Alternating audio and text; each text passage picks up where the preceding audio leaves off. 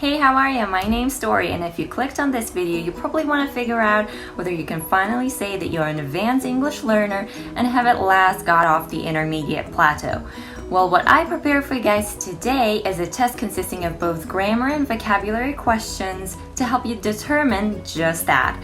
I'll be giving you 10 questions of extremely high level of language proficiency, and if you can answer at least 8 out of 10 of these questions, you mastered level B2 and are well on your way to C1.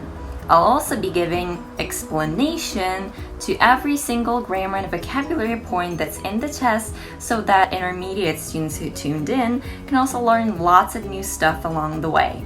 Alright then, let's begin. Question number 1. It might sound strange, but dinner yesterday was the first time I have eaten octopus. I had eaten octopus. I was eating octopus. Or I have been eating octopus.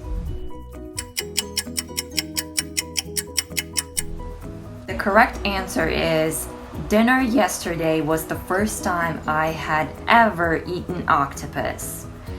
If you refer to an event in the past with it was the first time that, use the past perfect tense. It is said as a kind of reflection on what happened a few days, months, or years ago. However, if you refer to a present situation, use the present perfect tense. This is the first time I've ever eaten octopus would be said at the restaurant that you're dining in the moment. Question number 2.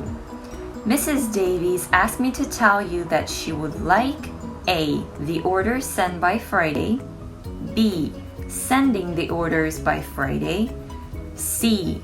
That you send the orders by Friday, and D. Send the orders by Friday. And the correct answer is Mrs. Davies asked me to tell you that she would like the orders sent by Friday. We use have plus object plus the ed ending to talk about someone doing something for us which we ask or instruct them to do. It emphasizes the action or the process rather than who performs it. Another example of the same structure is we're having the house painted next week. We're not doing it ourselves. Someone else will paint it. And the emphasis is on the fact that the house is being painted rather than who is doing it. Question number 3. It's essential that the documents A. would be destroyed, B.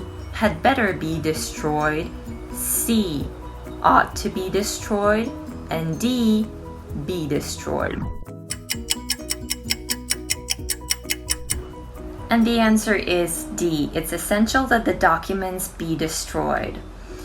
Sentences like this are examples of the subjunctive mood, which usually takes the bare infinitive. And we typically use the subjunctive after verbs such as suggest, recommend, demand, ask, insist, and phrases such as it's essential, it's vital, and it's necessary. Question number 4. The book would have been perfect, A. had it not been for the ending, B. it hadn't been for the ending, C. it had not been for the ending, and D. hadn't it been for the ending.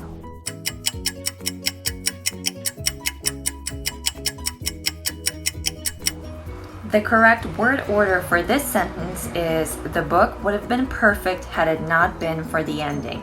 The second part is inverted, and because it's inverted, had not cannot be contracted. If there was if in the sentence, we could say if it hadn't been for the ending, the book would have been perfect. I'm sure you all recognize that it's an example of the third conditional, which tells us that the situation is hypothetical. Question number 5. It's amazing how Jenny acts as though she and Darren A. aren't having serious problems at the moment, B. weren't having serious problems at the moment, C. hadn't had serious problems at the moment, and D. hadn't been having serious problems at the moment. And the answer is B. Weren't having serious problems at the moment. We put the verb after as though, as if, into the past tense, into the simple past tense, if the sentence is not true.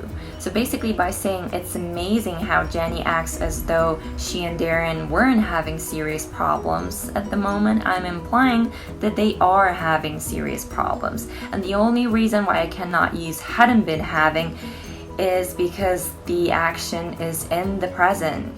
If we were talking about something in the past, like Jenny behaves as if she hadn't had a bitter quarrel with Darren yesterday, then hadn't had the past perfect tense works here because the quarrel was yesterday and they did haven't. She's just lying about what happened then. Question number 6. I'm nowhere so ambitious like my brother is. B. Nothing near as ambitious as my brother is. C. Nothing as ambitious than my brother is. And D. Nowhere near as ambitious as my brother is.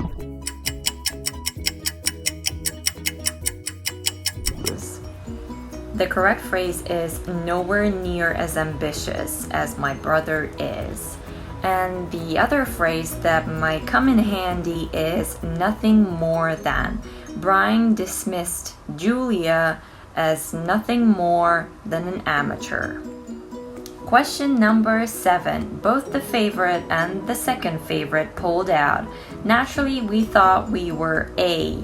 In with a chance, B. Up for a chance, C. In for a chance, and D. Up with a chance.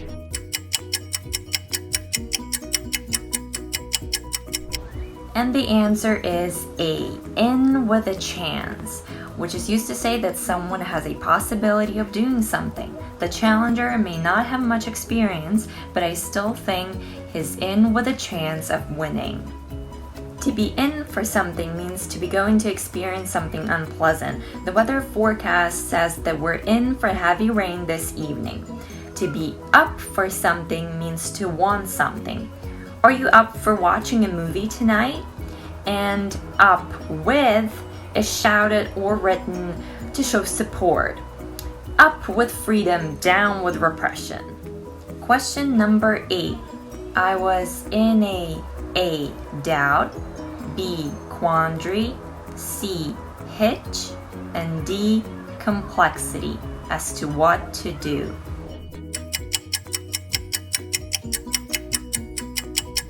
And the correct answer is B. I was in a quandary as to what to do. To be in a quandary is to be in a state of perplexity or uncertainty over what to do in a difficult situation. A hitch is a technical glitch, so it does not fit in here. And doubt is uncountable, and there is an indefinite article present in the sentence. Number 9. Lionel was A. hardened liar, B. heavy liar, C. compulsive liar, and D. addictive liar. And the answer is C. compulsive. To be a compulsive liar. A synonym to this word may be inveterate. To be an inveterate liar, cheat, gambler, someone who cannot stop doing something. Hardened is used to describe someone who has had a lot of bad experiences and as a result no longer gets upset or shocked. Hardened reporters, detectives, and heavy is used to describe smokers, a heavy smoker. And finally, question number 10.